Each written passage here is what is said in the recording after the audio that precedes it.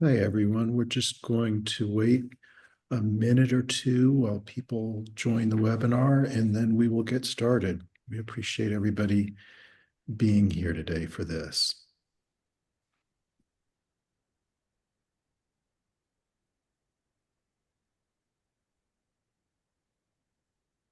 Looks like a lot of folks are still signing in, so we'll give it another minute.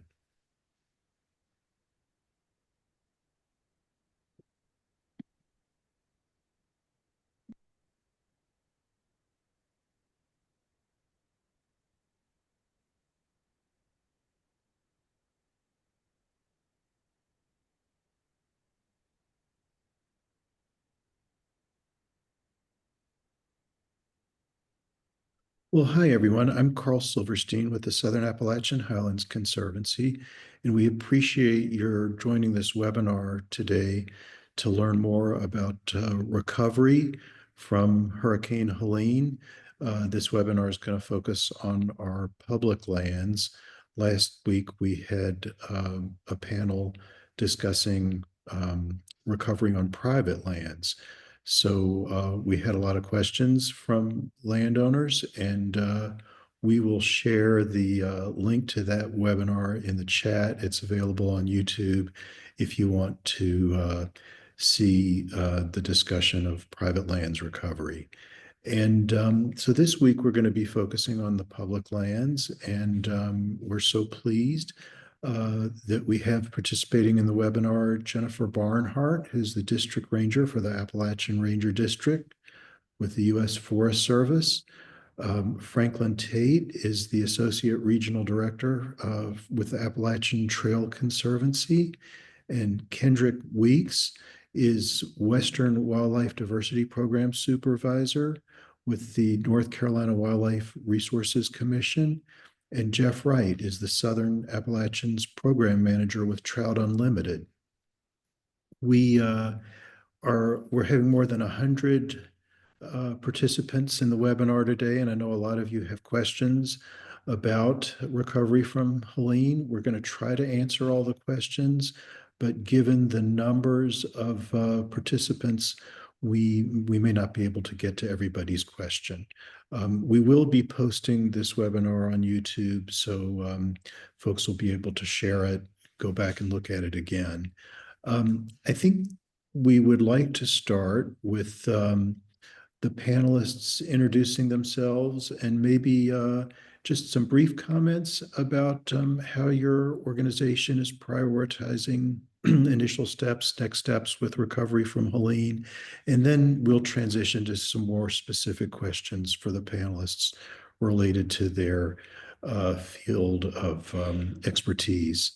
So Jen, if maybe you would like to lead off. Yeah, good afternoon. Jen Barnhart, like Carl introduced, really appreciate being part of this panel and having so many folks wanting to join in on this lunch and learn. I know SAHC always does a great job trying to engage and have these kinds of sessions so folks can learn, can ask some questions. And just for some of those comments on the Forest Service, yeah, I'll start off everyone. I know there's probably a lot of locals that may be on this lunch and learn. So I think, recognizing we've all been through a lot with Hurricane Helene, right? Either personally at your families, at your jobs, all those different impacts. So just want to, recognize that and yeah, give everyone a big hug because I think people still need big hugs these days. Things don't just go away that quickly, right? So for us with the Forest Service, just to help give folks an idea of where I'm a land manager. So on the Appalachian Ranger District, that's one of 3 districts of the Pisgah National Forest. So the other 3 are the Pisgah Ranger District, which is closer to Brevard area. And then the Grandfather Ranger District over by Nebo, Marion, Old Fort area. And then the Appalachian Ranger District, our office is in Mars Hill, but it crosses along 6 counties, and it's named after, for a good reason, the Appalachian, because the Appalachian National Scenic Trail weaves in and out of the Cherokee National Forest and the Pisgah on the border of Tennessee and North Carolina, 171 miles weaves in and out. So a big part of our area is the Appalachian Trail, but we also have areas like Hot Springs, so Madison County, Harmon Den, right by I-40.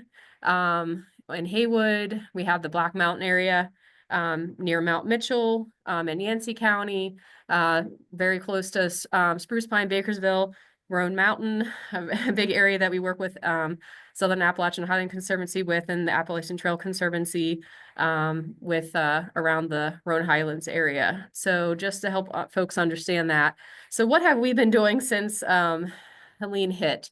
So one of the big areas, as soon as it hit, our role was to really focus on life safety emergency, just like everyone else was doing around us. So being a large land manager, particularly in some of these counties, we also have a lot of private landowners that are adjacent to us.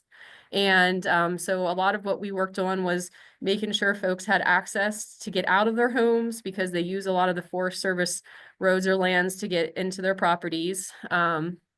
So that was our number one thing, and also just accountability for all of our staff and making sure where everyone was in terms of that with those items. We had a lot of our employees that weren't able to be at work right away, but most of them were working in their communities like Yancey County and helping with a lot of the search and rescue and just really helping with incident command support, because we're very much vetted in wildfire and just doing incident command scenarios with like having a natural disaster. So that was really great.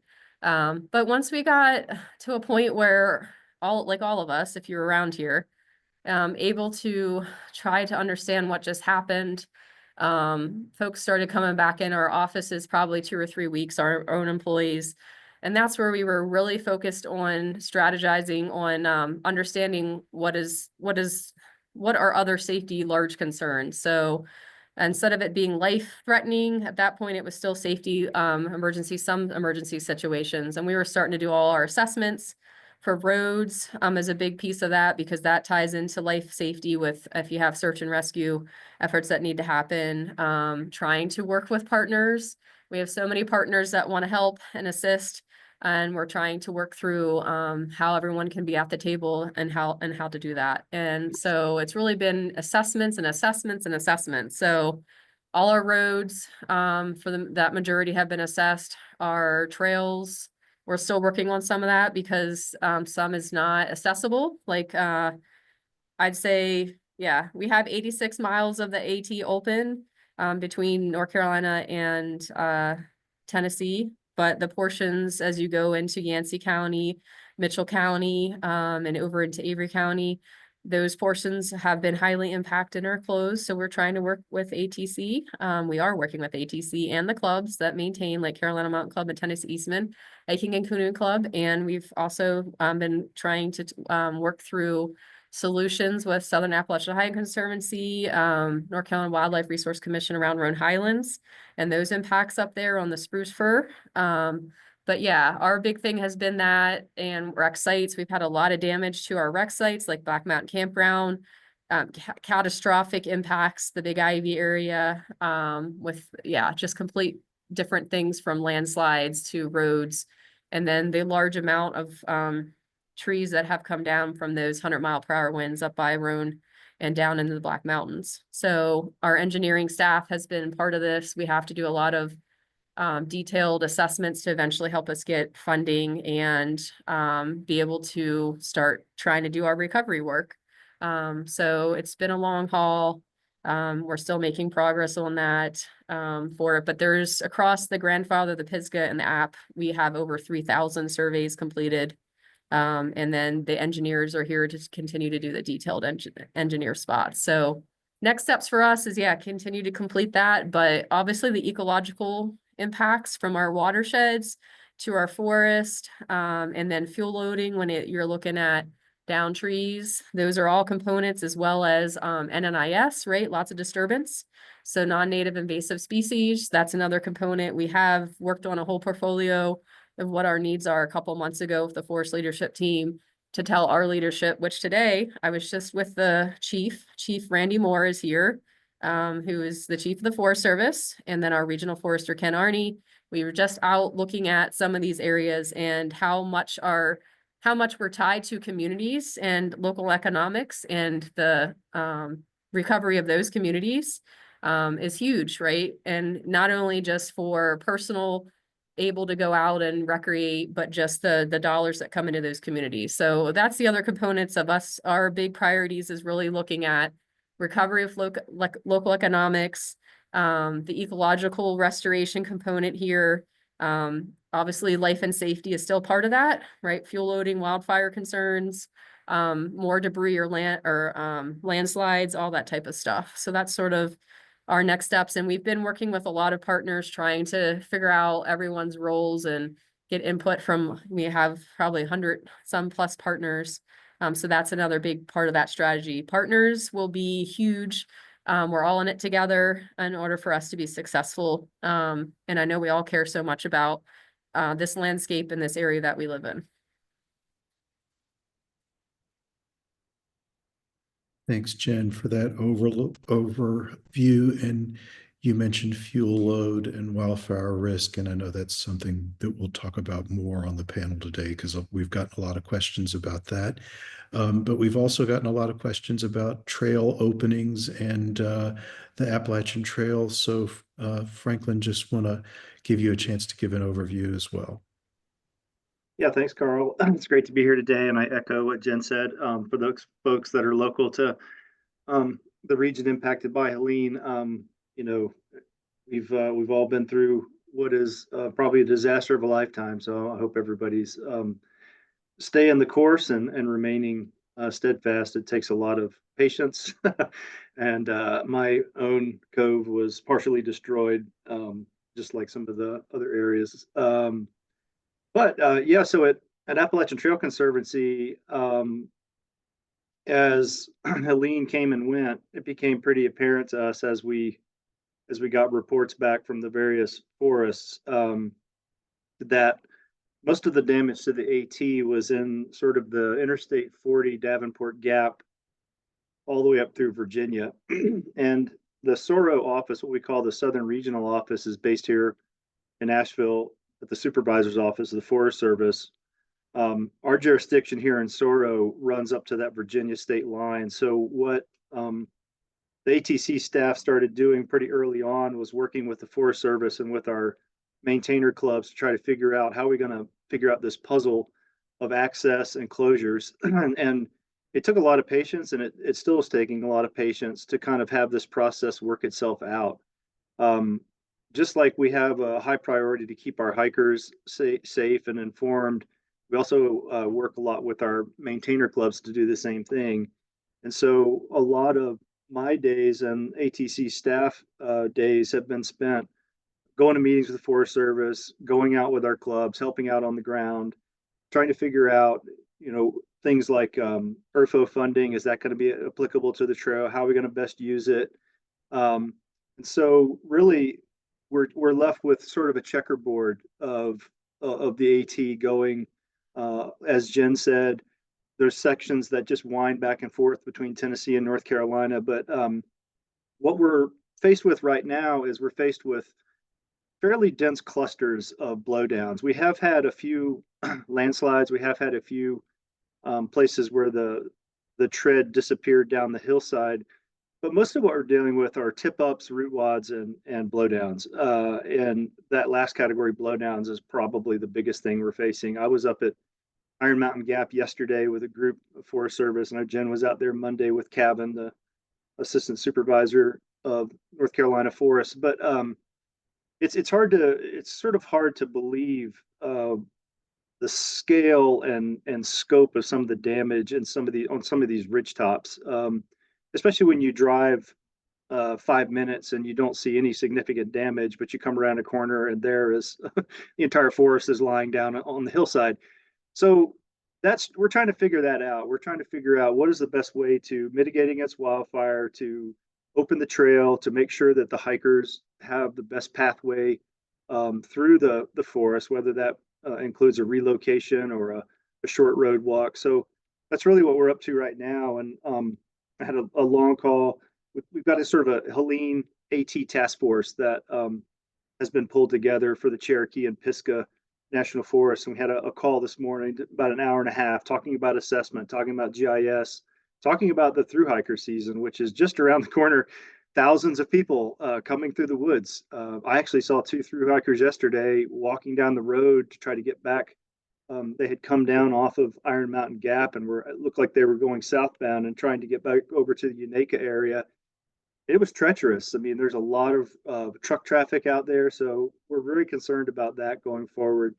Um, so yeah, I think that's where we've been, and I'm sure we'll have some more questions as we go forward. Thanks, Franklin. Kendrick, we've gotten a lot of questions about impacts on wildlife habitats from Helene, and welcome your kind of overview as well. Thanks, Carl. I'm Kendrick Weeks. I'm with the North Carolina Wildlife Resources Commission, and I supervise our wildlife diversity program for the western half of the state. I supervise 6 full-time wildlife biologists and almost a dozen temporary technicians. And our primary purpose is to monitor um, rare and endangered species and make sure common species stay common. Um, um, our initial was a lot like everybody else, reacting immediately to the needs of the community. Of course, our agency is very large, includes enforcement division that we're doing swiftwater rescues and stuff. But our primary activities to start with are to assess these locations and habitats where rare species occur. We've had monitoring programs in place, and we'll continue to do that to determine impacts in the future. But our initial actions are to assess the habitats that these species inhabit, and that ranges from bog turtle bogs to bird habitat and bat roosts, including hibernacula. So we're at those initial stages, and we've completed some assessments. We still have more to do, and of course, we're thinking about working with partners going forward to mitigate any of the impacts that occurred and determine actually what the effects really were. Of course, that's more of a long-term goal than the actual habitat. We can know what happened to the habitat, but it'll take some time to really get information on the species. Yeah, so that's pretty much an overview. I appreciate the opportunity to be here. Thank you, Kendrick. Jeff, I guess impacts on streams. We've continually gotten questions about maybe plans for the next few years with recovery and restoration of streams, if it's even possible. Yeah, thanks. So I'm Jeff Wright. I'm the Southern Apps Program Manager, like Carl said, for Trout Unlimited.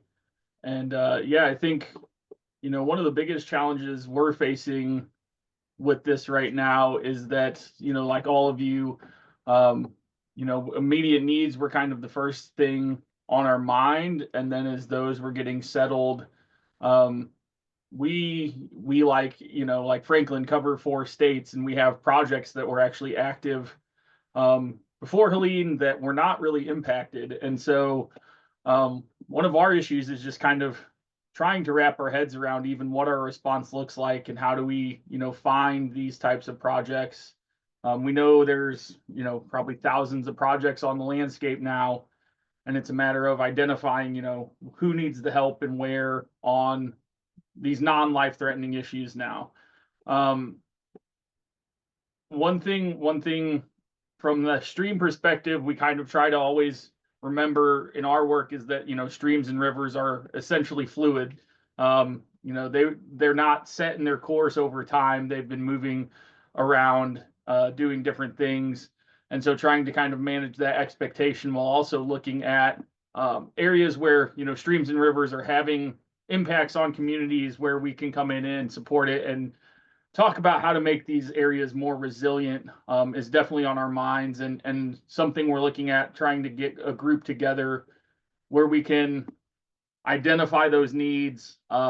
We can have a place where landowners can be coming to when they have a problem, and then also be able to, you know, fund and implement the restoration that needs to happen, while informing people on, you know, best management practices. So if you drive around our areas down here, you'll see, you know, a lot of times the impacts are areas where maybe we were mowing right up to that stream bank, and the whole stream bank was destabilized, and now you've got this big giant cut bank, you know, right in front of a house. Working with the landowner to understand that if we preserve, you know, riparian vegetation and things, that will actually help with future events, and we can restore that in a way that becomes more resilient. The same thing with like road stream crossing structures. So corrugated metal pipes really demonstrated how poor they are at handling flooding flows in Helene due to the massive size. And some of these bigger structures that, yes, they're more expensive on the initial implementation, don't have those same problems. They're carrying water better. They're staying in place. That there are methods that will actually help with resiliency, that also benefit the ecosystem and benefit our natural and native and wild trout populations in those systems. Make them, you know, just make them a better stream system overall. That those methods are something that can be done and will help the landowner in the future going forward. So we're, you know, constantly thinking about this, thinking about ways to build that group. And I feel like we're just now getting to where we're kind of saying, okay, well, how do we want to set this up internally, where we can actually be going out and using some of this expertise and experience to lend a hand to people that are looking for it. Thank you, Jeff. Want to introduce Marquette Crockett, the Roan Stewardship Director with Southern Appalachian Highlands Conservancy. Marquette's kind of overviews habitat restoration in all the different kinds of habitats of the Rhone, which includes a lot of what's been talked about, and also visitor use. So Marquette, welcome your overview. Yeah, thanks, Carl. As probably most folks know already on this call, Southern Appalachian Highlands Conservancy has protected over 90,000 acres in Western North Carolina and East Tennessee. A lot of that has transferred as public land. We do have about 65,000 acres that we manage in-house. And so like everyone else on those lands, we sort of went from life and limb stage to now triage of how is the access, you know, is this landslide impacting someone's home? Is it impacting a road? Really just trying to get those really important and heavy hitting projects done first, and have really just begun to move to that sort of landscape level.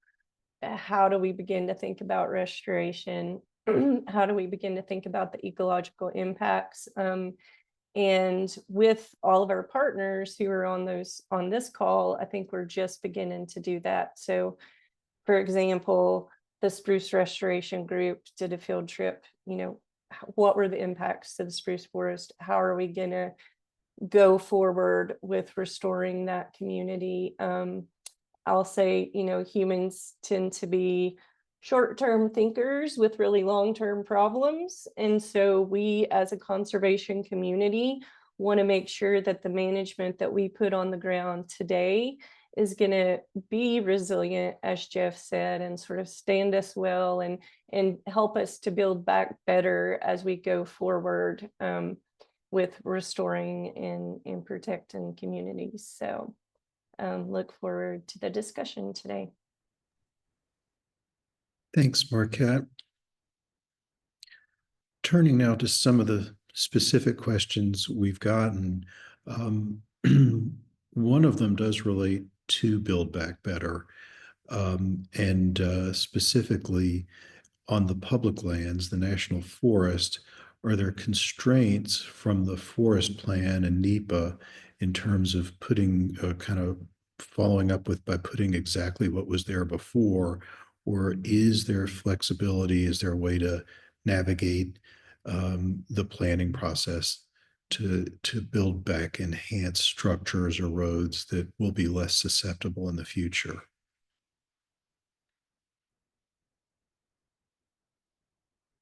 I guess, Jen, that may be for you, or if others on the call kind of have a perspective on that, please feel free to jump in.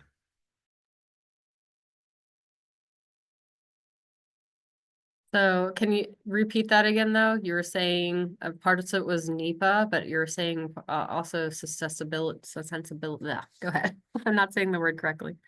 Yeah, I guess the question that we've gotten is we have heard that building back better when structures need to be replaced or roads, if there's a way to do that in a way that'll be less susceptible to damage from storms that we know are going to come again in the future, and if the existing kind of regulatory scheme makes that harder, or if it's possible. Yeah, so yeah, exactly. So on the forest, we would obviously we had Tropical Storm Fred in 2021. We've had other storms prior to that, but yeah, we don't just build back the same way it was. So if there is a way to, a lot of times an example would be culvert size and looking at AOPs like aquatic organism passage and making sure that's what we would want going forward for sustainability. We're actually in the midst of doing a lot of that long-term work like that up on Coleman Boundary Road and the Big Ivy. We would have gotten temporary fixes where it was temporary in the fact that it was good and safe once we got it reopened for motorized vehicles, but we were trying to then have those culverts be the next step, which was the long term, to have those built so they would be sustainable and withstand the next storm. I don't know that it would have, if we would have had those in place before Helene, that they would have survived. This was unprecedented in terms of Helene. But yes, we are able to do that, and we do go through NEPA and those exercises and trying to, our specialists are involved. So for instance, our hydrologist, our fishery biologist, they would all be involved in those types of things. So another example, at least on the Pisgah Ranger District, that's what was hit the hardest during Tropical Storm Fred. The Appalachian got some, but Cathy's Creek, that's one down there. And that's the exact example where we are looking at improving watershed resiliency. So that's definitely one of our big goals, has been our goal. It's part of our mission, right? We are focused on clean water and providing that to our communities, as well as that, the ecosystem side of things. So that's the same case, not only for ecosystems, but when we're going to be looking at our recreation infrastructure, and for instance, let's say Black Mountain Campground, we would want to look at what is sustainable for the future when we're putting back these sites, so that if there are more issues down the line with storms, which we will still be in that boat, unfortunately, in the future, that we are preparing and making wise decisions, not just ecologically, but I think fiscally too. We're, federal government held responsible for our taxpayer dollars that come to us to do this great work. Carl, I just would follow up with Jen's comments there. We're doing a lot of work with the forests on, on road stream crossing structures especially, but also looking at more resilient infrastructure. And I think one thing to remember maybe outside of public lands is there's kind of different standards. So the Forest Service has a really excellent guide on how to create these crossings and crossing structures that are more resilient. And we've seen that, like Jen mentioned, in Cathy's Creek, they've got a majority of those now replaced, and we're in the process of replacing 2 more. One of which was literally, we had the crossing structure up and it was just strapped down onto its stem walls, and it passed the flood flow and stayed in place. Whereas like a traditional 24-inch round pipe would not have done that.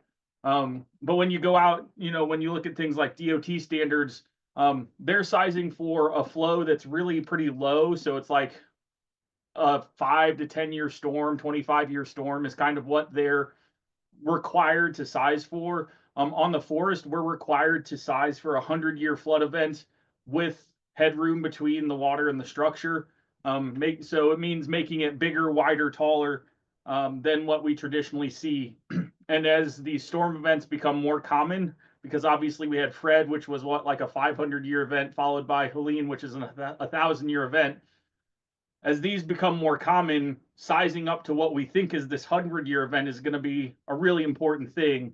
And so, if you're a private landowner, if you're a public person, public works person, that goal of, we can't just go in and replace a 24-inch pipe with a 36-inch pipe.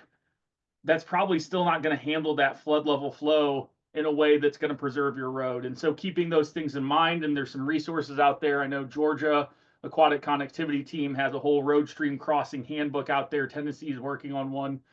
But some of these resources can be really valuable for that idea of, we can't just put back what's in there because what's in there doesn't work.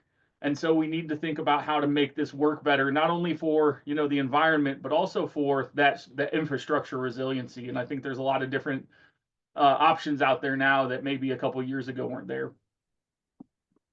Yeah, and I'd say from like private side of the world, yeah, it does make it harder if what we get is, FEMA's gonna fund XYZ. Like I have a place, the bridge is gone completely where I live. And they may or may not fund it, and typically they're gonna fund it based on what you already have in place. They're not gonna fund you for something that would make more sense going forward in the future, so it doesn't maybe happen again in a different way. So I think that's a harder one to work through. I think that the state of North Carolina, I've heard, is trying to work through some of those components going forward, so that we are setting ourselves up for more success in terms of probability of success when we would have storms. But I think those are still unknowns when it comes to the private side. But from what I can tell with my interactions of my own personal situation, I think there are some things that their hands are tied when it comes to some of the funding. If people don't have those funds, right, and they get what they get from FEMA, or they don't get what they get, it's hard. It's really hard to do that component. But we're here, we work with Trout Unlimited, like Jeff said. We do look to see like all lands approach, and that's why we have a lot of partners, because a lot of partners work with private landowners. So trying to figure out strategies of how can, just like if we have fuel loading, right? We're on the forest and we're looking at what we're looking at, but you got the same thing on the other side on private or another entity. Yeah, we were just discussing that today in the car with the chief. How can we be thinking in that way?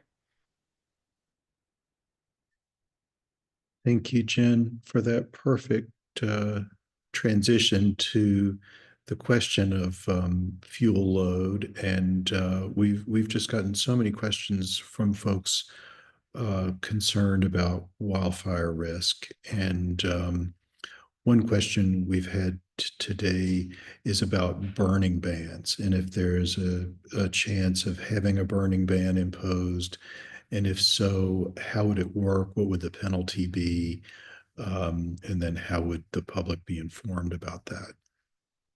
Yeah, so a lot of that for us, right? We can look at national forest lands, and if there's areas that it would make sense to have prohibited activities in some way, that is something that is in our bailiwick to do with in some fashion, but we always would do that and step in lock with North Carolina Forest Service. Just like I was talking about, right? We have federal lands and then you got private lands right next to it. And a lot of times sometimes the wildfires start on private or right on the borderlines of our lands. And we work in a reciprocal agreement with the state. We all respond in those reciprocal areas when there is a wildfire. But I think the key thing is that might be there. I don't have a temperature read. I did just see that the state of North Carolina, the people in Western North Carolina are required now to get permits for burning. I think that just came through yesterday. If you guys recall, they had lifted that because of so much debris. So I am seeing like an uptick in terms of that piece of it. I think as you would go into after the winter season, even early spring, I mean, those discussions that they will be had at some point, but I don't have a good read at my level, with the state, what they're thinking. But I have brought up some of that concerns on the forest in certain parts of the district. Would we consider having like a campfire where they weren't allowed to have campfires, or if there's areas we start opening back up again where it's just foot traffic but no backpacking or campfires? I don't know. We've had those discussions, just nothing definitive. And yeah, we have the same concerns when it comes to some of this. Some of our other stuff is looking at fuel breaks. Some of the private lands might be trying to think about fuel breaks too, because some of these areas, once there's fire, right, if you have a large block, it's hard to stop the fire from progressing in some ways. So yeah, we're on it, but I don't have the answer when it comes to who and when, if someone would pull the trigger on that, or what the penalty would be necessarily. But if you talk to your county ranger, I would advocate you contact North Carolina Forest Service. Every county has a county ranger. So that's a good way that folks could have those conversations with them as well. Thanks, Jen. Marquette, it looks like you had a comment.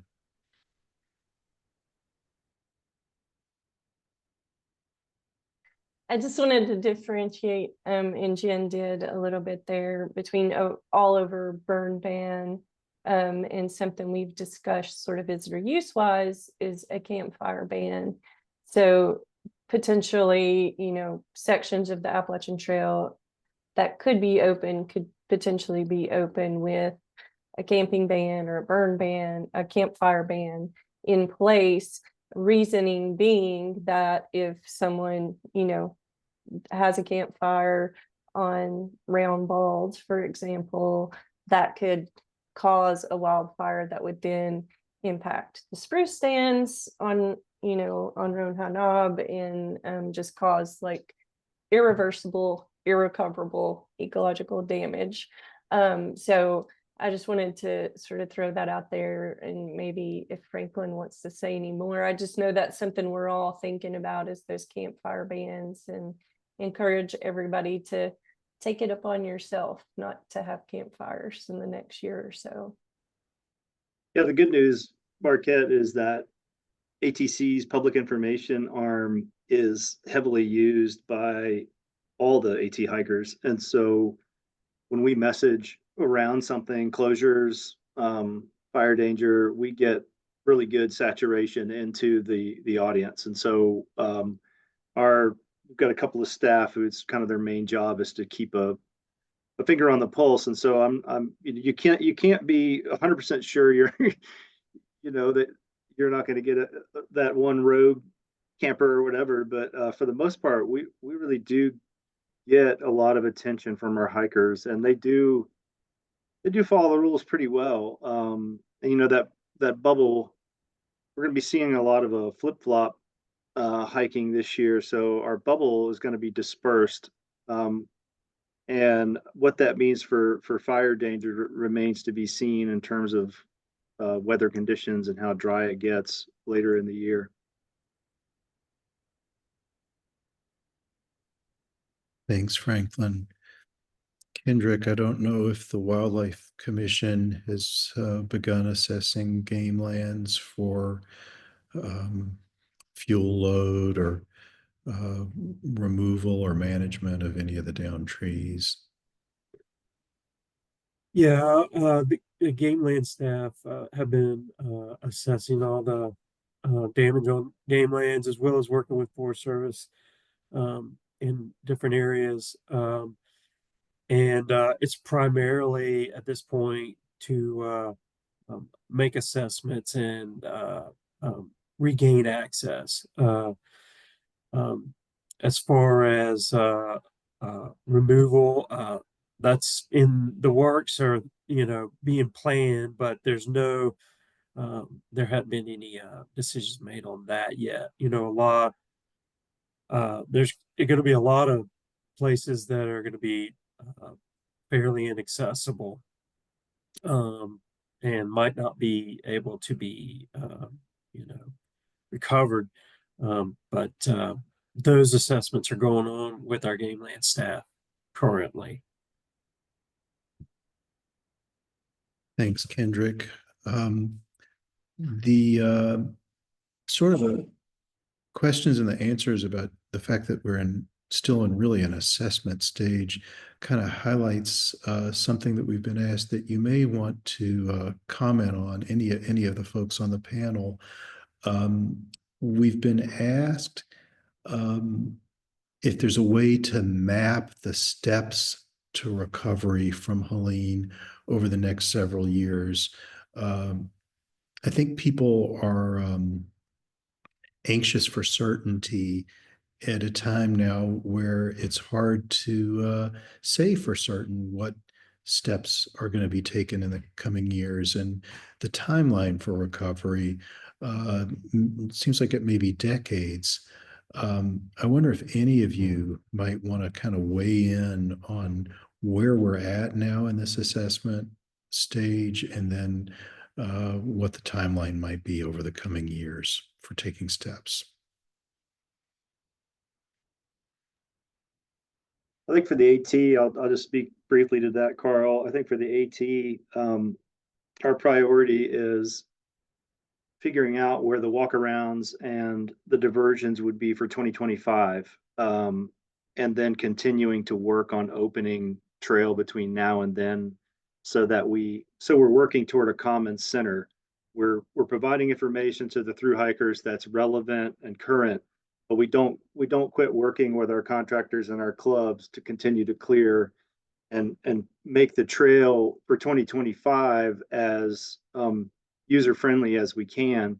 Beyond 2025, I think what we're going to be looking at is tread repair of the tip ups and root wads, and then we have structural damage to a few of our privies and shelters along the AT, and those are going to be those longer sort of 2 to 3 to 4 years out. And then working with the Forest Service in some of our heavier used areas and sections of the trail, we'll be doing some of that fire mitigation that you're talking about. So for that's what it's looked like from the AT point of view, is stabilizing as much as we can for the coming season and the coming heavy usage that we know we're going to get. Then looking beyond that to see what repairs we need to do on sort of a 2026, 2027, and then do the shelter and structure repairs on that same timeline, because a lot of our funding, it lags a few years for some of the structural improvements. So that's just a take on it from the AT point of view. Yeah, I'll just add, Kendrick and I actually attended an Appalachian Mountain joint venture with some colleagues who had been through Hurricane Sandy. And I believe they said that was roughly a 10-year recovery process. And so I think the timeline question is incredibly important. We're going to have tons, as a region, have tons of resources thrown at us at year one, but may not have the capacity to really understand the needs until year 5 or 6 or 10. And so having that persistence and really strategically thinking about where we are in this process, we're in triage, we're in let's channelize the streams to build a road. 5 years from now, we may need to go back and rebuild that stream in a more natural way. So just realizing that it's going to be a stepwise process, it's going to be a long process, and all of us are going to have to be very persistent as conservationists, and really keep that long game in mind. And I don't know, Kendrick, if you want to say anything else about that. But yeah, I think there's there have been themes of that in this discussion already about resiliency and building back more resilience in the repairs and whatnot. And I think that as a unifying theme is really good for conservation in general, so that these catastrophic events aren't as catastrophic on our natural infrastructure as well as our built infrastructure.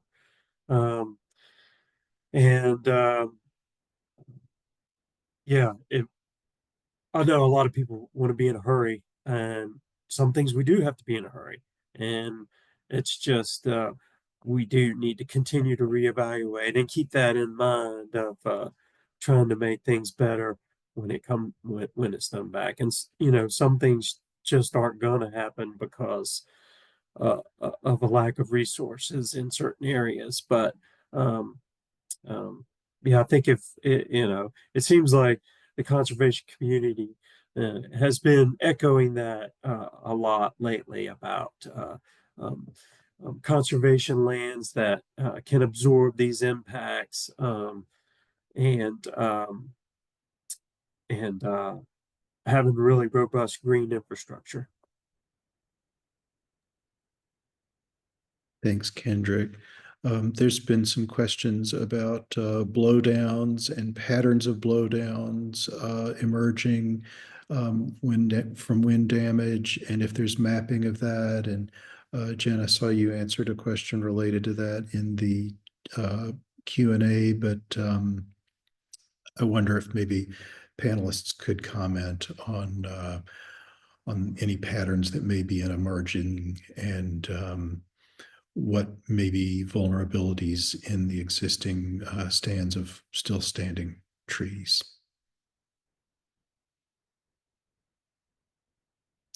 Maybe it's too early to make judgments about that as well, but just I mean, there are some really good mapping resources, Carl, which we can send out. And a lot of that came from the Forest Service and also state forestry.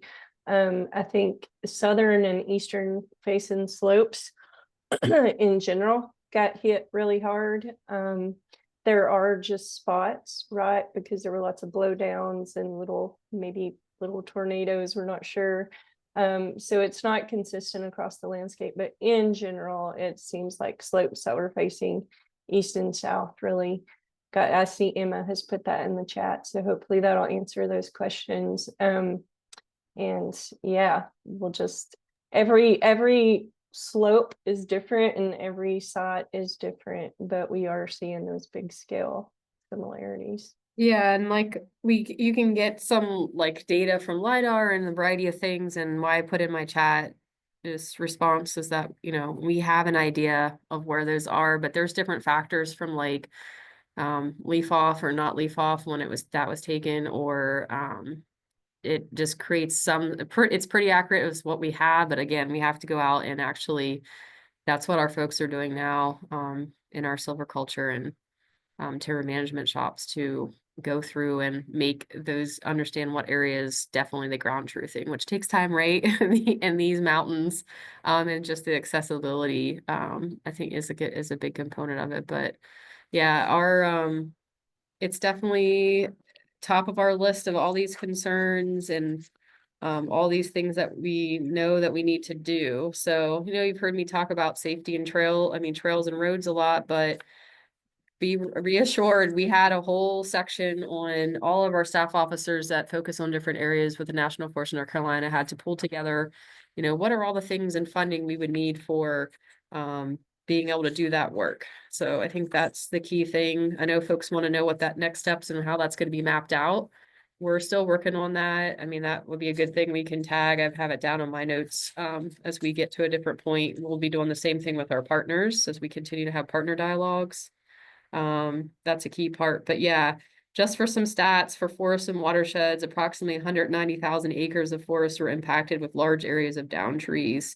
So extensive impacts to watersheds and stream channels. And we've talked about already the rare and sensitive habitats like spruce for forests. So, but yeah, 885 miles of road severely impacted, with 30% of road templates completely destroyed. Estimated 48 road bridges damaged or destroyed, 850 miles of trails damaged, including an estimate of, parts of that of the Appalachian Trail, 3,400 feet of trail bridges. So I don't want to say that it's daunting. It is daunting. It's a lot of stuff, but yes, the prioritization, we have that backbone of what we're supposed to be focused on from the National Forest in North Carolina, for us. And that's, obviously we're looking at the road to recovery, and that's roads, bridges, infrastructure, trails and rec areas, hazardous fuels and woody debris, forest restoration, rare and sensitive habitats, watershed and riparian restoration. And like I've said before, partnerships, health, safety, and that economic recovery for the communities. And overall resilience is the other parts to what we're focused on. And just real quick, just back to the forestry part, because Jen mentioned resilience. We've talked a lot about blowdowns, and obviously those are the in your face, but there are a lot of forestry impacts that were not just blowdowns. So lots of leaf stripping, lots of physical damage to trees, lots of snags that are sort of standing that have been severely impacted. And so even beyond just blowdowns, the wind damage had sort of an impact on the health of the forest. So that's something that a lot of these groups are thinking about as well as we go forward, thinking about how to plan. Hey, I'm sorry, but I'm gonna have to pop off, y'all. I just wanted to say thank you. We're headed on to the next part of the field trip, and we'll be up at the Blue Ridge Parkway looking down onto the Appalachian Ranger District, actually, and looking at some of these areas where we've had these swaths of blowdowns. So again, appreciate y'all, appreciate all the partners and everyone's interest. And yeah, we'll make sure we're continuing to have these kinds of things. I know I've gotten invited back, so hopefully I'll be come back again with y'all at some point. And yeah, I work with Marquette and Franklin a lot, and I know Jeff is at RQ as a lot too, mostly on the Pisgah, but I'm sure Jeff will be seeing you even more on the app side of the world too. So we really appreciate seeing y'all. Thank you. Thanks, Jen, for participating in this and what I know is a very busy day for you. Happy holidays. Thanks. We have a few more minutes, and so there have been a lot of questions. And I want to give folks a chance to talk about the Nolichucky River and what's happening there with the railroad reconstruction, if there's any insights. We do regularly get questions about that, if anybody wants to weigh in. I've got a few pieces of information on that. I don't have any information on the lawsuit or anything like that, but that Chestoa crossing, that bridge crossing, is going to be a challenge for hikers for the foreseeable future. Historically, according to my predecessor, Morgan Somerville, the AT used to cross over on the railroad trestle. That's not going to happen again anytime soon. So the through hikers in 2025 that go through that area will have a road walk around that bridge. We were talking about that bridge on our call earlier today. And it's just, it's kind of unknown right now what's going to happen with that. The outfitter, I know the outfitters in the area are trying to figure out what this coming season looks like. And there's a mixed, from what I heard, there's mixed permitting in there. There's some outfitters that take out there, there's others that launch there near Chestoa. So yeah, so figuring that out is definitely something ATC is going to have to be, that's going to be front and center for us this year and beyond.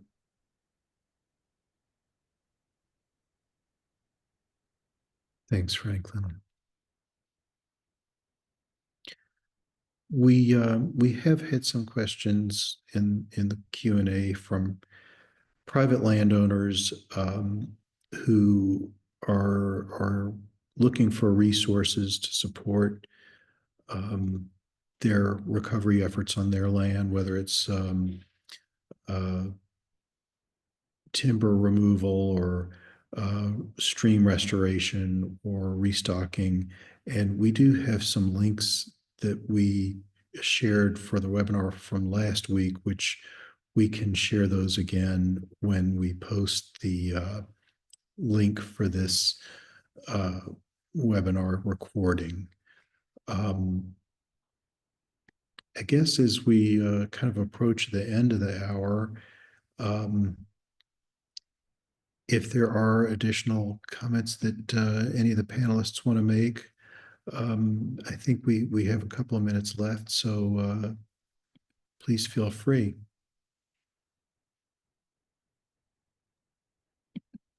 Well, I will say and sort of prompt Kendrick that I think this is going to be a really interesting time ecologically, because while we have had some rare species that have been just horribly and detrimentally impacted. We think, we don't know for sure, but we assume. There are others like golden wing warbler and some of these early successional species that may actually benefit from some of these ecological changes. So it's just a big, we don't know right now. And I'm curious, Kendrick, if you want to say anything else about that. Yeah, that's right, Marquette. Yeah, some of the spruce fir damage is some of the most concerning in that it's not a fire adapted system at all, and can really destroy or really set back that ecosystem, just like Graveyard Fields is an example. Over 100 years ago that burned, and it still hasn't come back. Um, and we're working with you and other partners to restore spruce, and so those prioritizations of you know uh, preventing those impacts are at the top, but there's also opportunities that have happened because of this. Another species of highly impacted possibly is the cerulean warbler, in where it occurred a lot of blowdowns. But there could also be blowdowns nearby that aren't as bad, that actually increase the habitat value to that species, because they like more sparse hardwoods. So there may be some shifting on the landscape, and that's a big part of the monitoring that we do to try to understand that. And it's going to take a lot of time to figure that out. And there are going to be a lot of areas that were impacted that we might not be able to do any recovery of fuel or anything like that. But there are others that are a much higher priority that we could put resources in to do that. And so, yeah, it's even with green salamanders, for particular, like in rock outcrops, and we know a lot of these were impacted by slides and could actually have been covered or impacted in that way. On the other hand, who knows, there may be some areas where new croppings have emerged, and it's been set back complete succession. Early, basically a clean slate. It'll take a long time for those to revegetate, which the salamanders really need. That shading of those rock outcrops be good for timber rattlesnakes being exposed, but and those are the little things that we have to take into consideration and look for going forward, opportunities to repair, as well as opportunities to enhance anything that might have occurred by the damage. That's good for some species. So yeah, there's a lot there to think about. And my part of wildlife diversity, we're actually one program, aquatics and terrestrial, although we're in different divisions, fisheries division versus the wildlife management division. But those aquatic habitats are being assessed, and a lot of partners and different divisions working together to map a path forward. And appreciate everyone's partnership in the conservation community, from Trout Unlimited to Conserving Carolina and Southern Appalachian Highlands Conservancy, and Forest Service, and of course ATC. Yeah, we'll work towards making it a better place. Thank you, Kendrick. And I see we've kind of reached an hour. There's one last question related to hellbenders, which I can't resist throwing out there if anybody has insight on how they may have fared in this. I know it's early to tell, but it's something people are curious about. It is, and like Jeff said about trout and the devastation of the streams. Um, there's you could possibly find animals, but I'm not sure if Jeff has information on trout being stranded after the floods. But we did have a lot of that with hellbenders. Lots of reports of stranded hellbenders. A lot of them, died from being washed up on the floodplains and then it drying out and them not getting back.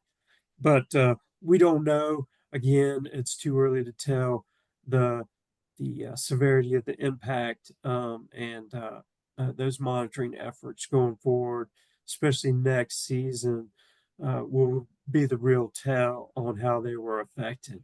And that goes for a lot of the aquatics. And that's the weird thing about that's our connection species with our aquatic wildlife diversity, because that's within our wheelhouse is the hellbender, even though it's fully aquatic.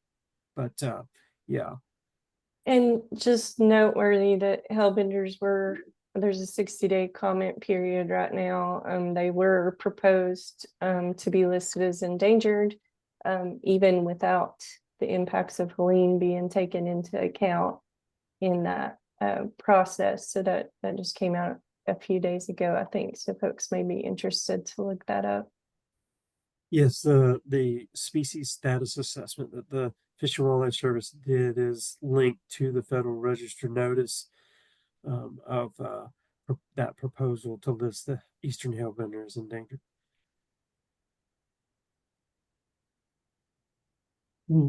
Kendrick and Marquette, Franklin and Jeff, I want to thank you all for participating in this panel. And as has been said, we are in the early days of learning from the impacts of the hurricane. And so we definitely want to invite y'all back for another webinar down the road when we've gained some additional insights. And we really do appreciate you sharing your expertise. We also appreciate everybody who has signed in to watch this webinar or maybe watching it in the future on YouTube. So we're grateful for everybody's interest and involvement and look forward to continue to work on behalf of the Southern Appalachians.